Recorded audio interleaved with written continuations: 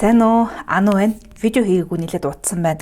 Би жоохон хүлээж исэн болж манай хажуу айлынх нь жоохон чанга дуутаагаа шүү. Тэгэхээр дуунууд нь орж ирэх юм бол яах вэ? Хүүхдүүд бол ойрлолцож л байдаг сте. За энэ удаагийн видео бол мөнгө өдөрдөө цувралын маань ээлж видео байх болно. Өөрөөр хэлбэл миний өөрийн хувийн санхүүгийн хувьд өнгөрсөн 4-р сар ямар байсныг төсвийн гүйцэтгэл дээр суйрлан хэдүүлээ ярилцах болно. Тэгэхээр 4-р сарын гүйцэтгэлийг дэвтэр дээр тэмдэглээд авчихлаа. Тэгэхээр 4-р сарын нийт төсвийн гүйцэтгэл мөнгө урсгалын гүйцэтгэл талаас нь аваад үзэх юм бол нийт урсгалын маань бараг 3.1-ийг буюу 30%-26%-ийг татвар шимтгэл бүрдүүлсэн байна.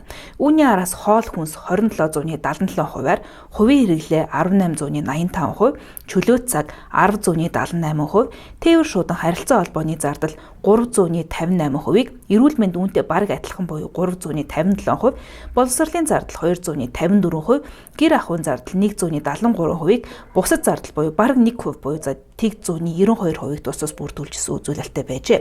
Яг энэ төсөвт эзлэх дарааллаар наваад үзэх юм бол яг энэ дараалал нь яг өмнөх саруудынхтай нэлээд ижилхэн болсон. Энэ дунд нэг огцом өөрчлөлт авчирдаг байсан мөнгө урсгал болох хөрөнгө оруулалт бас л 4-р сард хийгдээгүй бол бас ерөөхдөө энгийн амьдралын юм зардал дээр ирэмблэгдээд ингээд гараад ирж илээ. Өөрөөр хэлбэл яг тийм онцгой зардалтай ч юм уу онцгой тийм сар бас байсан гэж бол хэлэх хэрэггүй байна. Гэхдээ эндээс нэг анзаарах юм бол өмнөх саруудад байгаагүй эрүүл мэндийн зардал ишиг нэлээд урагшаад ороод ирснийг бол харж болно.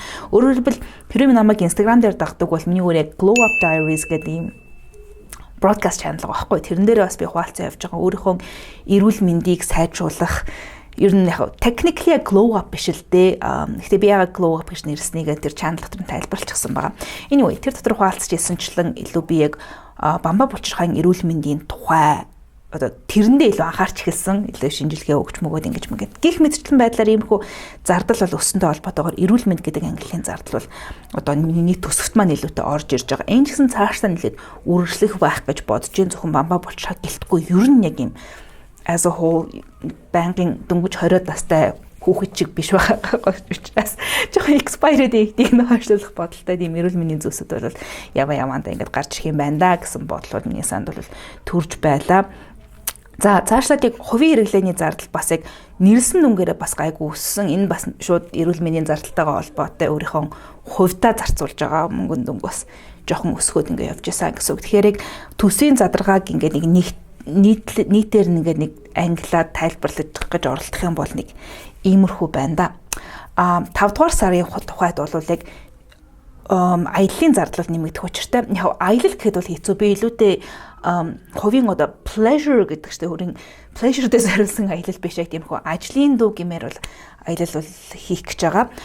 Энэ нь яг одоо миний эрхэлж байгаа хөдөлмөрийн гэрээтэй ажиллаас биш илүү нөгөө Ану харчуугийн аялал ахгүй өнгөрсөн 11-р сард оруулж исэн влогийг үзчихсэн бол бас яг иймэрхүү яг content creation-тэй холбоотой иймэрхүү конференц хурлууд бас болж байдаг. Тэрэнд бол оролцох гэж байгаа. Би яг тэрнээс влог хийх нүггүй харж иж болъё. I'll keep you posted. Тэгэхээр тэрнтэй холбогдлолтой зардлууд бол 5-р сард бол гарч ирнэ. Мэдээч хэрэг өөрсөн төлөвсөн зүйлсүүд төлөвсний дагуу явах юм бол гайгүй байх ёстой ч гэсэндээ ер нь бас юмыг яаж мэдхүү жоох emergency fund буюу гинтийн эрслийн сангаа бол 5-р сард ашиглах хэрэгцээ шаардлага бол үүсэж магадгүй юм байна да гэж бодсон. Ягаад тэгэхээр ийм хөдөлж байгаа энэ нөгөө жоох нэг тийм бүх юм ойлгомжтой биш байдлаар гарч байгаа.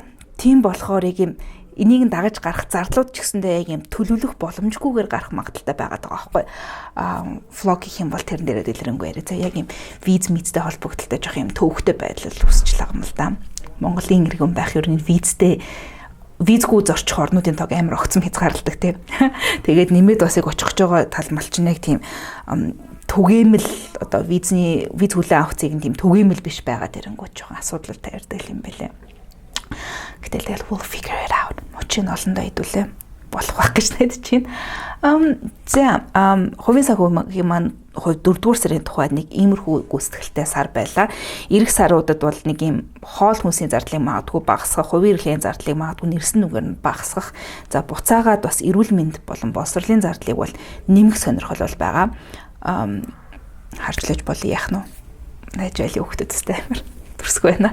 Anyway, видео таалагдсан бол лайк дараарай. Та нарын хувьд өнгөрсөн 4-р сар ямар байсан бэ? Тэрийгээ бас хуваалцъя гэх юм бол доотлын комент хэсгийг ашиглахыг хүсье.